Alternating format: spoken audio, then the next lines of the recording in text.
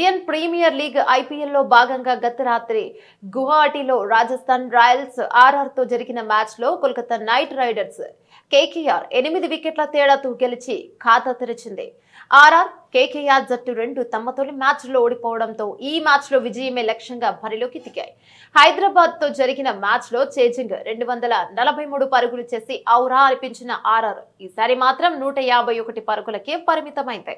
ఇక బెంగళూరు పై ఓటమి పాలైన KKR ఈ మ్యాచ్ లో ఘన విజయాన్ని సాధించింది. 152 పరుగుల ఓ మాదిరి లక్ష్యాన్ని ఛేదించే క్రమంలో మొయిన్ అలీ 5, కెప్టెన్ అజింక్య రహానే 18 వికెట్లను కోల్పోయింది. వికెట్ల కీపర్ క్వింటన్ డికాక్ 61 బంతుల్లో 8 4లు 6 సిక్సర్లతో 97 పరుగులు చేసి నాట్అవుట్ గా నిలిచాడు.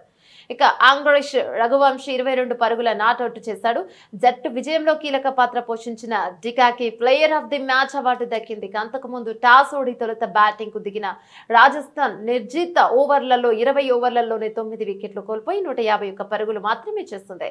వికెట్ కీపర్ ధ్రువ్ జురెల్ 33 పరుగులతో టాప్ స్కోరర్ గా నిలిచాడు. యశస్వి జైస్వాల్ 29, కెప్టెన్ రియాన్ పరాగ్ 25 పరుగులు చేశారు. మిగతా వారిలో ఎవరూ పెద్దగా చెప్పుకోదగ్గ స్కోర్ చేయలేదు. కోల్కతా బౌలర్లలో వైభవ్ అరోరా, హరిత్ రాణా, మొయిన్ అలీ, వరుణ్ చక్రవర్తి 2 వికెట్ల చొప్పున పడగొట్టారు. IPL లో నేడు Sunrisers Hyderabad Lucknow Super Giants మధ్య హైదరాబాద్ లో మ్యాచ్ జరగనుంది.